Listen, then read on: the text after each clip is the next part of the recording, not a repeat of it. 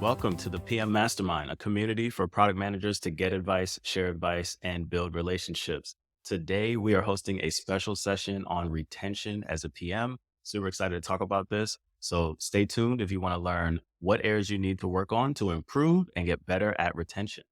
So the way this is going to work, we'll start with some initial questions. We have a guest here who's going to tell us all about retention. Before we jump into that, though, we're going to do some intros. And at the very end, we have some community questions that we're going to ask our guest as well. So let's jump in. As I mentioned before we get started, I'm Felix, a product manager at Google. I've been a PM for about 5 years. Prior to that, was an engineer for 5 years before using an MBA to make pivot. I started this community because I struggled as a new PM. I had no idea what I was doing. I felt like it was just too ambiguous of a role. But things started to turn around as I connected with other PMs, both at my company and outside my company. And I wanted to help other people do the same thing. So I started this community to help people connect and learn from each other to improve their craft as a product manager. And I'll hand it over to Akshaya, one of our community leaders, to do her intro. Hello, everyone. I'm Akshaya, currently a PM at Wish. I'm a hardware engineer turned product manager and one of the co-founders of the PM Mastermind community. I joined very much to address some of the issues that Felix was saying, which is that trying to network with other PMs and trying to grow as a PM in my career. And so, yeah, that's a little bit about myself. And for today, our special guest is Mauricio Monaco. Mauricio is currently the Chief Product Officer of Wish and is an expert in the marketplace domain with a ton of experience across some major companies like eBay, Google, Facebook, and Microsoft. He's also an active mentor advisor in the product community. So, welcome, Mauricio.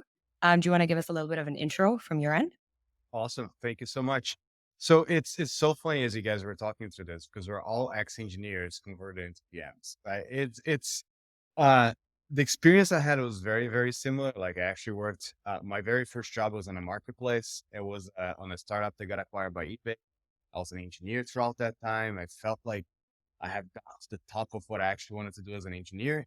And a call from Microsoft, which at that point was like really a really good place to learn how to be a PM. Like they call you program managers, not really product managers back then. But it was a PM.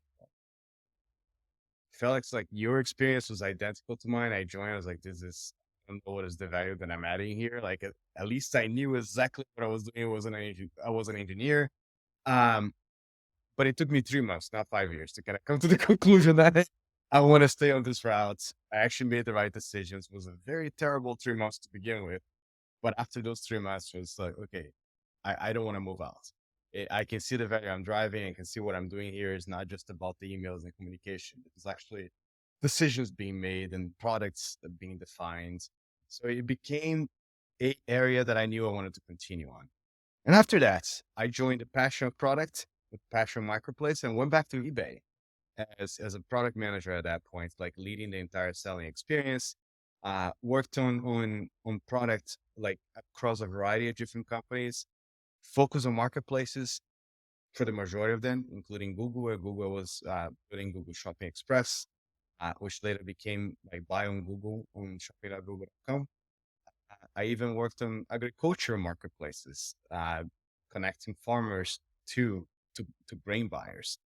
But right now, I wish and leading like this turnaround that we're going through, bringing like a lot of the marketplace dynamics back to health, like Akshaya is actually a huge part of that, and really turning the growth mechanics of it now that we have a healthy marketplace in place. That's awesome. I also, my first PM role was at Microsoft. So definitely relate to your story a little bit and super excited to talk with you because, my current role at Google is in marketplace growth. So definitely excited to learn from you and take away some insights to apply in my role as well. All right. So again, thanks for joining us, Mauricio. We are going to start with a few questions that we have planned out for you. The first one. Can you discuss the importance of retention as a goal for product managers? Why should this be a focus area? That's an interesting question, and honestly, for people that have been working on some of those really mature products that you don't even think about. retention. Like you got it up. Like most of your focus is going to be very dedicated to specific feature, and you're going to have your metric on that feature, and that's all you care about. Like you might actually think that that company doesn't care about retention, but the reality here is this: retention, on the end of the day, is proof that you have product market fit. If you can onboard a certain number of people and a certain amount after that, a certain amount of time after that, you have got to a point that the number of people that stayed on the platform has stabilized. You have proof they have market fit. That percentage might be low or it might be high. Like it depends on the vertical you're in. Like on the social side of the world, the percentage has to be very, very high for things to work. On the commerce side of the world, it can be low. Like it doesn't need to be that high. Like you can be on your 10 to 30% level and you still have a viable business. Right? So retention is incredibly important, especially on the beginning, especially as you start trying to establish what is your value proposition. What are you trying to do as a company? How much does that value sticks with users, right? And it's also important when you have a business that requires a certain level of frequency definition. Like, for example, a very key example on this is like Zillow.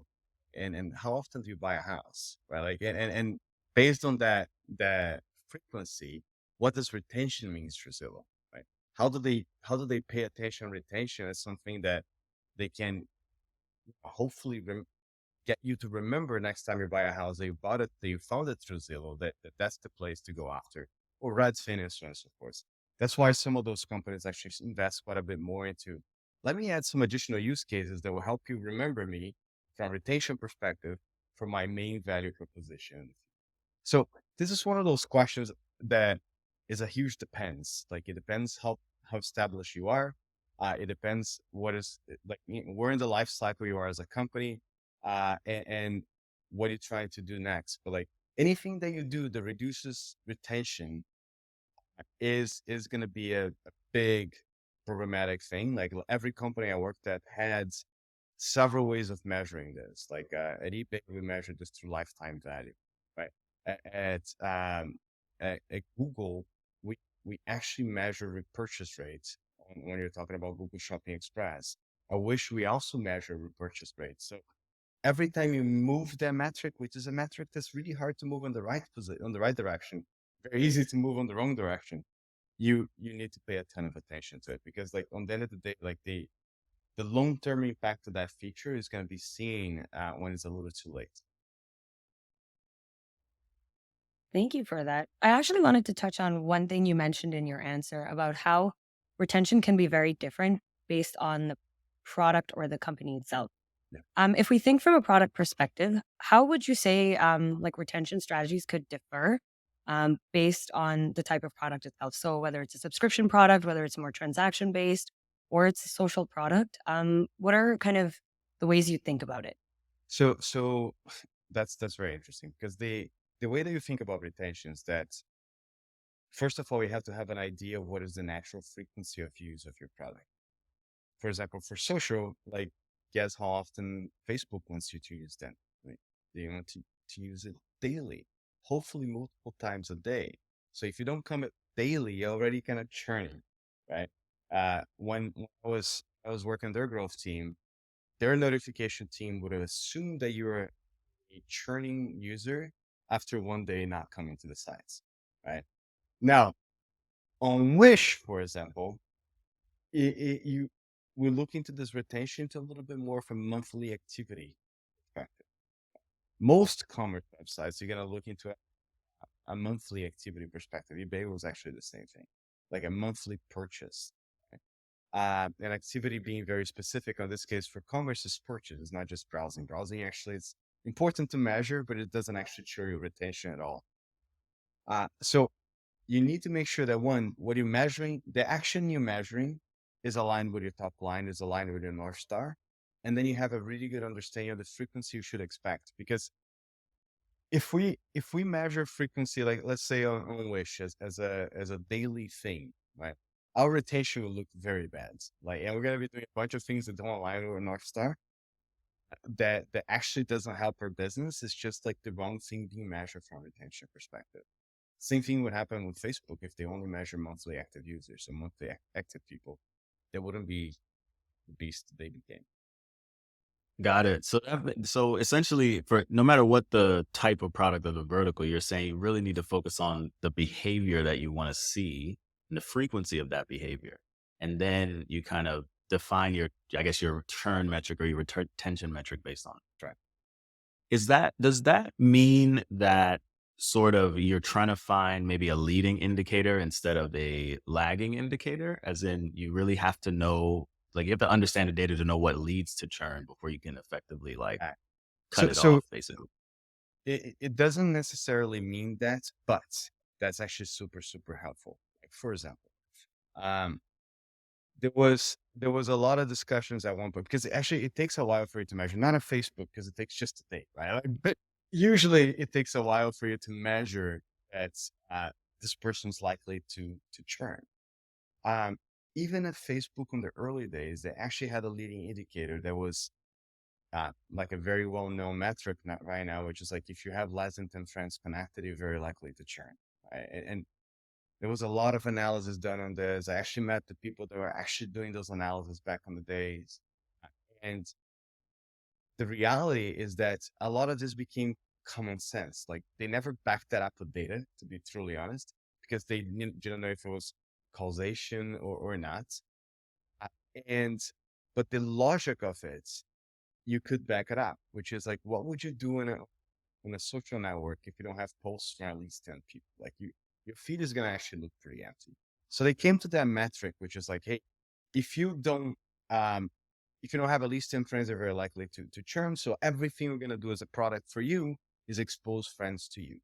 The same thing happens on a variety of other products. Like there is that what everybody calls the aha moment, right? Which is how do you get people to that point in which they understand what the product is about, and also that they can take value on it. That's why a lot of companies actually have onboarding experiences that basically expose you to things that would help then increase the value that they can propose, that they can offer you. Like for example, they're gonna ask you some personalization questions that would help and show the products you might be more interested with, show things that would allow you to take advantage of that product sooner in the process. So every company has that metric that says if you do X, you're likely to retain that user. But retention in general, you're only gonna see by measuring retention. That makes a lot of sense. Actually, on the topic of onboarding, so I know you mentioned there are like things you can do as part of building your product when it comes to onboarding to make the experience sticky or kind of keep the user coming back. But what are some key principles um, to focus on when designing that experience to make sure, hey, you're ensuring that the user understands what's going on, they come back for it, but also not over engineering it right off the bat. That's so interesting because like different companies have taken different approaches and different things work very differently in given scenarios, right? So going back to two examples, like one that we had at Google search and another one that was applied at Facebook. So talking about onboarding at Facebook, like after you go over the account creation, until they're able to get you to either import your contacts or, uh, you know, uh, find 10 friends on the network, you're still on onboarding moments and they're not going to try to do anything else other than that because they know that if they just let you go and let you start using the product before you have a certain amount of friends, very likely to not come back. You're not going to see the value. You're just done, right? So the friction that onboarding provides for them is worth it because that friction of 10 friends is necessary in order for you to actually start taking advantage of the product. On the other side, think of Google search, the app. We did exactly the opposite. How much onboarding do you need to do in order to take advantage of Google search? It's almost none, right? And the reality is that it's none. So we went exactly the opposite, which we had like 3 or 4 screens of onboarding to remove all of them. and you just land on the search box on the app. And that had huge improvements in growth for us and retention, right? So on the end of the day is every time you introduce friction on onboarding, you're gonna actually queue that funnel on the highest level possible. And you need to understand if that friction is worth the retention you're gonna get on the ends. And for some companies it is, for some it isn't. Like there is tons of examples, like for example, Discover on which is a feed on the Google search app. For that to show you something interesting, you need at least some level of information about your interests, right? So they do make a very frictionless approach to say, hey, click on 2 or 3 things that you like to see. Netflix does the very same thing, right? But they try to ask you just enough questions to give you to get you to interact with the product so they can learn afterwards and have a progressive onboarding, right? But the just enough that would allow them to show value, right? That's usually the trade-offs you have. Love that. Speaking along those same lines, you mentioned sort of a specific example there with Google. I'm wondering if you have any other examples that surprised you. Like it was a relatively small change, but it had like, disproportionate impact on retention. That's a very good question. Like as retention is usually hard to move in general, right? It's you you usually are gonna have like either a major issue on the value proposition you're providing, and then when you do have something like this, a major issue, it's actually very easy to change. Like for like one very good example, something that actually surprised me. Actually, didn't really surprise me. It was surprised me how much that impacted. Um, we were doing international growth at Facebook, right? And there were certain things that you would see that India, Brazil, parts of Africa, you would get very, very like active users on the beginning of the month, right? And then they would slow down, and then it would take about 30, 40 days and they would come back. And there was these waves of users. And then obviously for Facebook, if you're looking for daily thing, there's a bunch of people that actually churned and then come back next month. Churn, come back next month. And you kind of have to figure out what that thing was about. And that was one of those frictions that is a real world friction called money, right? Which is you have a data package that you use on the very beginning of the month, you run out of money, and then you use again on the next month. So one of the biggest retention impacts that we actually ever had at Facebook was a partnership with telcos, which in some countries are not allowed anymore, to um, to basically make data packs for Facebook, WhatsApp, Instagram free or cheap, right? And that obviously removed the actual barrier that you would see from a retention perspective. So retention can have retention is not always on your product. There might be external factors associated with that. And you have to be like, you have to understand your users really well and their user needs in order to actually get to that. Right. Sometimes it's gonna be a matter of like reminding people that you exist. Emails and notifications is a major lever for retention, right? Reminding people of their next step.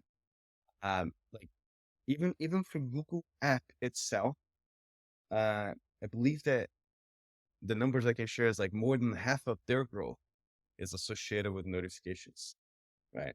Yeah, not overall on the app. So it's a there is definitely a trick to the reminder and actually sending the reminders in a frequency that's actually acceptable and thinking about the churned users more than you think about your active users when you're actually sending those reminders, because those are the ones that really need it, right? And in which situations they need it, which messages they need it. But the message here is that it's not always just the product. There might be external factors. There might be frequency issues that requires you to kind of be a lot more insistent or be very creative on additional use cases you add in order to bring retention back to the point. Got it. So in a sense, it's about keeping in keeping in mind like the natural frequency of use, but also kind of assessing the situation from a holistic perspective and then ensuring you kind of remind your users at the right point in time. With depending the on block. where they are. Yep. Pardon? With action. Exactly. Yeah, and that makes sense. So if we look at the other end of this, like the user lifecycle or user state, which is churn. You mentioned a little bit about how Facebook measured like whether or not you were in the churn status. And you did mention a couple of strategies around emails and notifications, just in a way to remind users, or in the case of Facebook, kind of part like figuring out the barrier for entry or the barrier behind which, or the barrier that was stopping users from coming back. What are other strategies you could employ as a PM to sort of win back users? Emails and notifications being one, and some of the external barriers, but what else? So that so first of all, like bringing back churned users, depending how long they have churned, is one of the hardest things you can do in Pro. Right. If they haven't churned for too long, there's a lot of techniques. You still have ways of reaching them, like emails is going to be one of the ways. They might still have the app. You might be able to send notifications. But the key to all of this is understanding like the reasoning for which they churn, right? Because the messaging has to be connected. You need to have a very clear understanding, like why did the churn users churn? Like for example, Wish, we had NPS, we have a lot of ways to track some of the major pain points of our users. And when we started sending messages, and we're starting to send messages to churned users, and I'm talking like real churn, like 365 days plus, right? When you get to that, your story has to be very compelling, and your story has to be about those pain points, and your story has to be about like what you get to try us, right? Like so we had a email campaign that was very much about here's an incentive to try us again. We have solved XYZ, which is product quality, time to door, and shipping prices. Give us a try. Here's free shipping, right? So the message has to be very, very targeted towards like the reason they left. And you don't get many chances. Honestly, if I send this email like twice and I didn't really get any reaction from them, I should probably stop at that point. Like I don't really have much of a chance to bring you back at that point anymore. And if I continue trying, I might lose reachability, which is actually one of those things that you really don't want to lose. Through emails or through notifications or through whatever other channel, reachability is king, right? And if you lose that, and people do tend to do that, you are gonna have a future problem.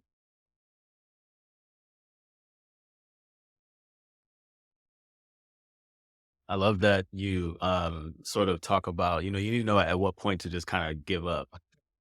I think one interesting thing that stands out to me working on, sort of growth based efforts, sometimes it can even backfire the reminders, right? Like reminding someone about a service or something that they're not really using is almost the trigger that leads them to leave, right?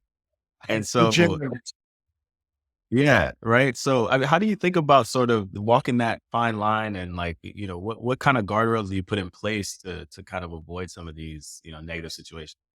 Yes. So it's interesting because obviously if you are in this subscription model, there's a completely separate discussion there, like how much to remind people of using a service they're not using but paying, right? And what exactly is are the techniques they you're using there? A lot of this is really connected to not exactly the fact that you sent a notification, but what the content of the notification actually is, right? The tone and content of it, like, can drive very different behavior. Like, it's the same exact landing page, there's the same exact message on the end, but like the copy and tone of it can have dramatically different results, right? So the things the things that we have done in the past is um, really try to be super careful about this trade-off of a click notification for a specific action over the cons of that. Like, and the cons of that, if you're on a subscription model, is for you to unsubscribe. If you are like a Facebook of Life, is for you to kind of uninstall the app. If you're a Wish of Life, it's for you to uninstall the app. It's for you to block the email.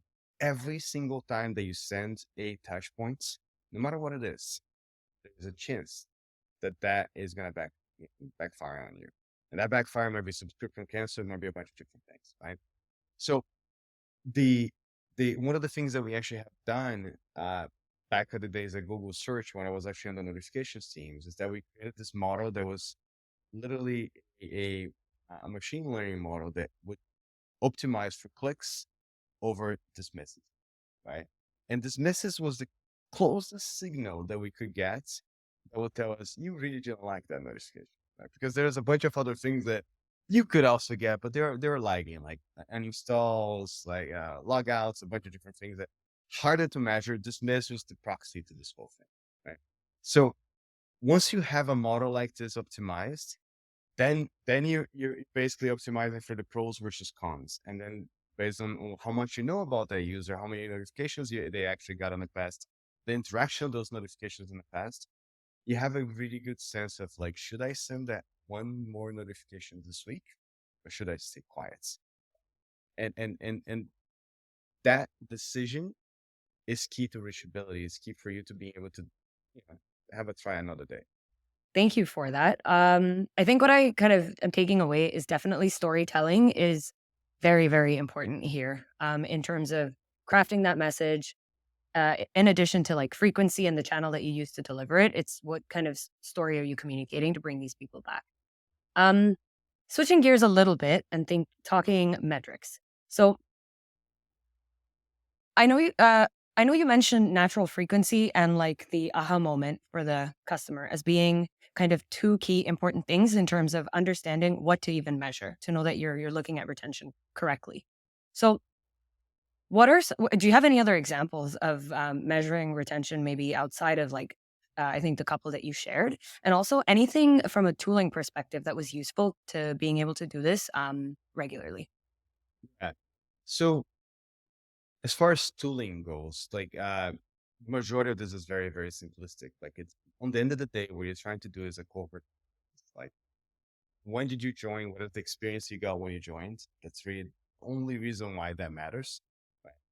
And for that cohort of people that joined on that specific weekday, like how did they stay? What was their retention of over time? Like what are the things, what are the experiences they had at that point?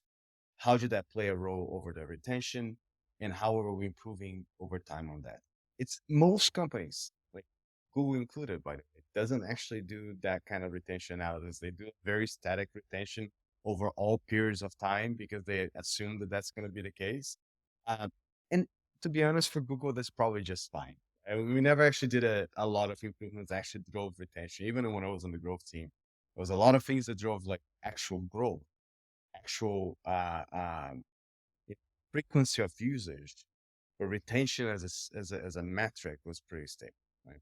So uh, as far as thinking of other examples, like I can give you one more, which is like if I think about eBay, eBay was a they had a different way of thinking about growth. So first of all, there wasn't a growth team, at least during the time I was there. And growth was literally the responsibility of every single team. It's every team had their metric in connected to the overall top line metric, which was GMV. If you're working on something that didn't drive gross merchandising value, GMV, you probably not doing something right, right?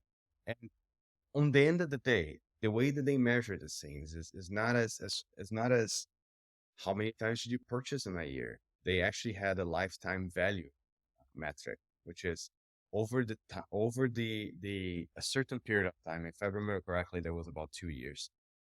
How much is that user likely to buy, right? And what is their lifetime value? And what are the things that we do given their lifetime value? For example, um, either based on expectations of lifetime value or actual lifetime value, have a bunch of advantages on consumer experiences, have advantages on the cost support, they'll have advantages on automated returns and refunds. Like that retention mechanism was actually used as a reinforcement of the experience itself and the things that they could actually get to the app. Right. This is one different example that I can find that I can remember on my head. There might be others, but I think this will count uh, as a final example here. No worries. Actually, a quick follow-up on that. So you mentioned how it's important to kind of do like a cohort analysis as one mechanism to potentially look at the like a specific cohort of users, the features they experienced when they signed up, and then kind of how that tails off, like in terms of the number of users that are retained. Out of curiosity, how much does the like is it all dependent on this onboarding experience, or could things later on once they figured out like, hey, the value of this still affect retention? It might not even have an onboarding experience. It might just be what your homepage looked like at that point, the kind of products you had at that point. Uh, it might be completely disconnected from onboarding.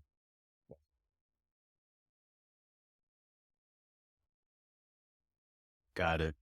So in that sense, it just means you're doing the cohort analysis just so you're looking at similar users, like they onboarded around a similar time, they have a similar onboarding experience. That's what really matters. So you have a true cohort Similar there. time, similar onboarding experience, similar functionality, right? You hadn't launched this cool new homepage 2.0 thing you're basically comparing apples to apples, right? Yeah, yeah, got you. And so I think our last question here, what advice would you give product managers who want to make retention central to their strategy? So again, I think it goes back to everything that we discussed here today. Like people sometimes go and take a growth course and then like they come back with like retention is the most important thing in the world. And then they go back to like a very established company that has obviously retention, trying to figure out how to establish retention, right? And it's a you obviously have it. Some features that you are building might not have retention. You're gonna have to figure out at the feature level if that feature actually has retention or not. Like, and that's an important thing to do. But my main thing here is like one, don't treat it as a buzzword that you're actually gonna be throwing this in every single meeting you go to. I have seen this so many times. Like when somebody comes back and it's all want by retention.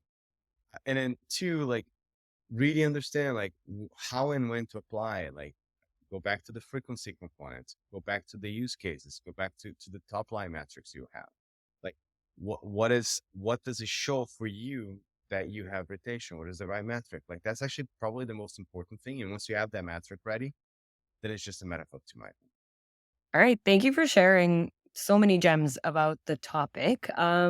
We also have some questions that were pre sent in or pre submitted by our community, and we'd love to get your thoughts on them as well. So the first one is from Chuckshu. And her question is, how do you account for retention from users who haven't downloaded the app or are using your service logged out? Given all the changes in rules around app tracking from Apple and potentially Google in the future, it becomes really tough to track and understand behavior or figure out how to personalize any of the advertising or notifications you send to bring these users. So on the end of the day, like you always have a user journey, right? Like if you're really worried about retention, like pure logged out, pure everything might not be enough for you. Like in some ways, there is a lot of technology, a lot of ways for you to say, hey, there is an identity associated with that. That identity might be whatever device, and you can kind of borderline understand if it is the same user or not, but you're not going to be certain. But depending on your business, like for example, for us, I wish uh, we um, we really want to incentivize you from moving up the ladder, meaning you can come and you make your first purchase as a guest user. We're going to give you all the incentives in the world for that. Remove all the friction out of the way because you getting that first order and being happy with it and starting to trust us is the most important thing. After that, my role, either based on email you presented or app, if you install the app, if not, your mobile app, whatever information I have, phone number, is to kind of move you through that life cycle of purchase the same. Here's an incentive for your second order that's going to be even better than your first one. Install the app. This incentive is only on the app. And it's like you do want to move people up the funnel. It is nothing better than getting somebody into an app that you can reach. Because notifications are going to work much better than emails. Emails, to be honest, like I don't know what the age anymore is for that, but I think it's going to be about 30 years old and below. Somehow people don't use emails. So you kind of have to understand that there is only so much reachability associated with it. You do want to kind of convert people into ways that would allow you to communicate better, to retain better, to bring them back into the app. You're not just a victim of this whole thing. Like well, obviously this depends on the vertical you're in, but the more you can, you want to get into into a place that you can have that free flow of communication with your users.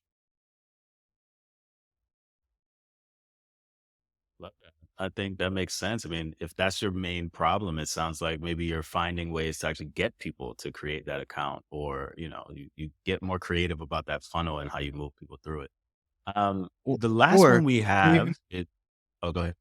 like you don't need anymore to have that sense that you created an account. Like, a lot of back in the days, it was like this username and password you create an account. Nowadays, you just we can identify that's you. Like send you a code or something. Like there is no Yeah. you can go through a flow that you can actually believe you never created an account, even though you have an account. Nice. Nice. So the last question we have is from Brandon. He asks, how does the approach vary B2B versus B2C For retention. for retention? Yeah. So um B2B, and I'm gonna give like some eBay examples here, like can be very, very different. Like it's to be honest, like very rarely I have seen people measuring retention on B2B. Mostly because there is a ingrained need. Like there is actually a lecture about the PayPal growth and the relationship between PayPal and eBay. Not the consumer in PayPal, but PayPal and eBay. And like in the whole sense of retention is there, like I have a feature that's going to give you money. Do you want it? And everybody basically said yes. So the conversion is like 100%, right? Uh, when you have a B2B business, it it's not, the techniques are very, very different. It's not about the friction of the experience. It's not, obviously that helps, but it's not that. It's about the symbiotic relationship between the two business. Like, are they growing together? Are they adding value to each other? And does the business value continues to make sense? Right.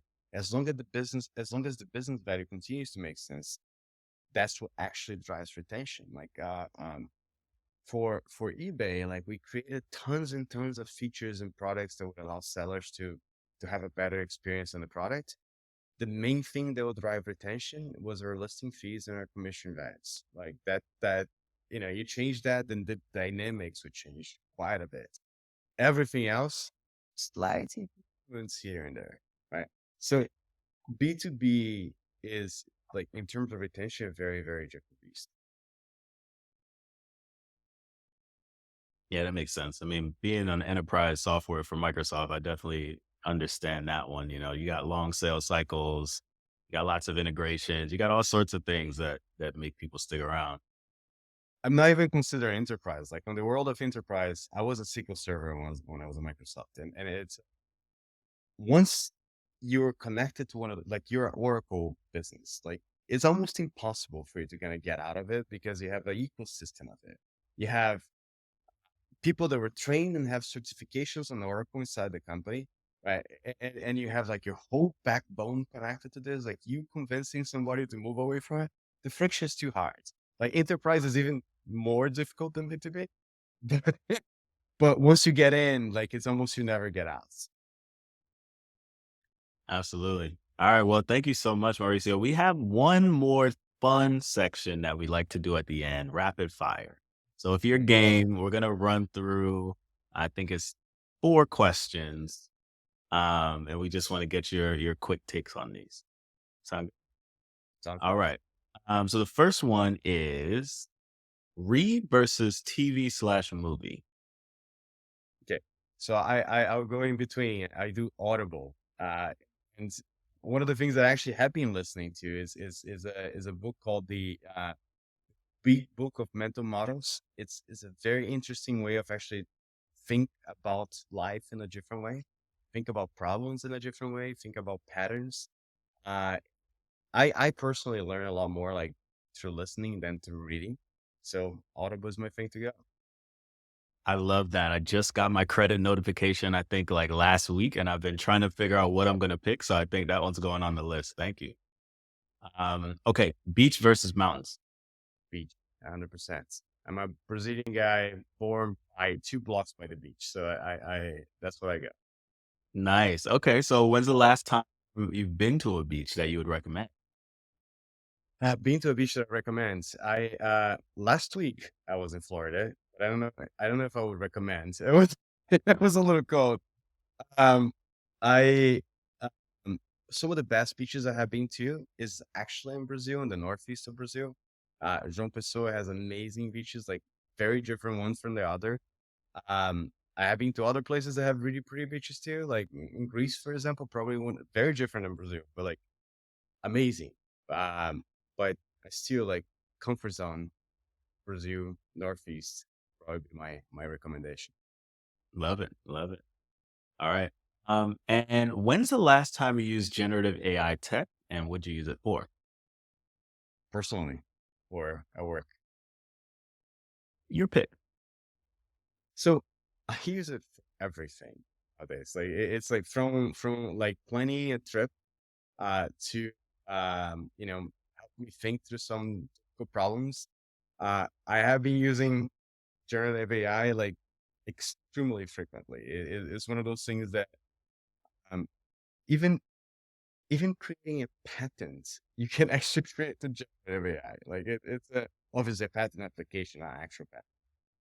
Um, but it's one of those things that it's not always right. You can't just count it as like 100%, but it's directionally right, and it gives you a lot of inspiration as you go. Absolutely. I was gonna say, Felix, you're always surprised at the amount I use it. I think this is kind of like you just do it a lot at Wish.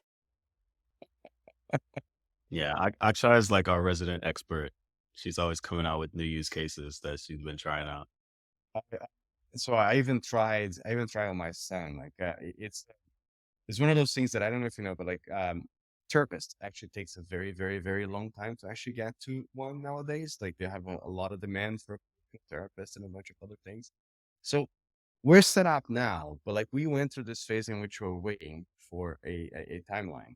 I actually got ChatGPT to act as a therapist and have a conversation with my son, which was hilarious because it was actually pretty what you would expect. And it was like, oh, that actually could work.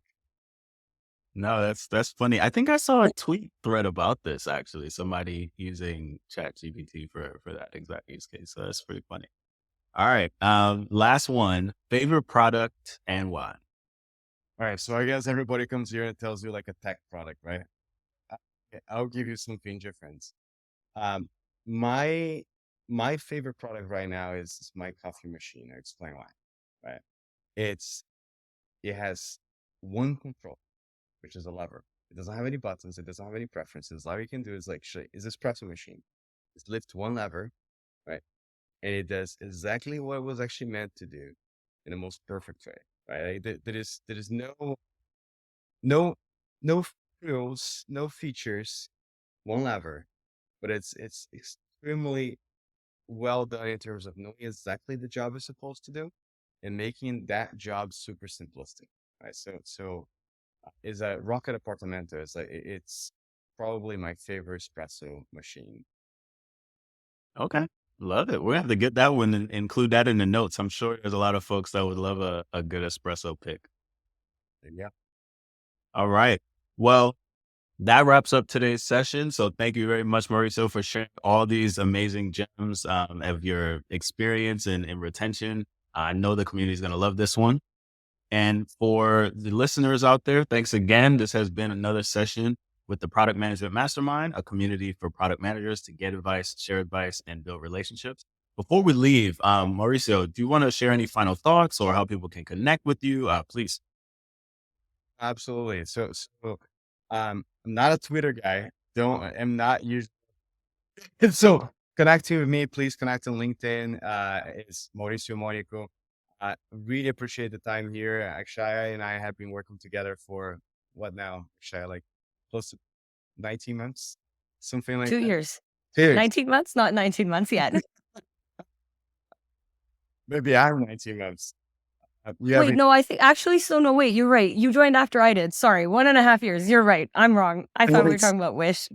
it's like I have seen, like, I honestly have seen you grow through this community. So like, there is a lot of expertise that you have brought into the table, a lot of things that you have learned. So I'm glad to be here. All right. And with that, we'll catch y'all on the next episode. Thanks again. Have a good one. Thanks for listening. If you enjoyed this episode, please subscribe to Product Management Mastermind on Apple Podcasts, Spotify, YouTube, or your favorite podcasting platform. And remember to leave us a rating and review so that we can reach more listeners. We appreciate your support.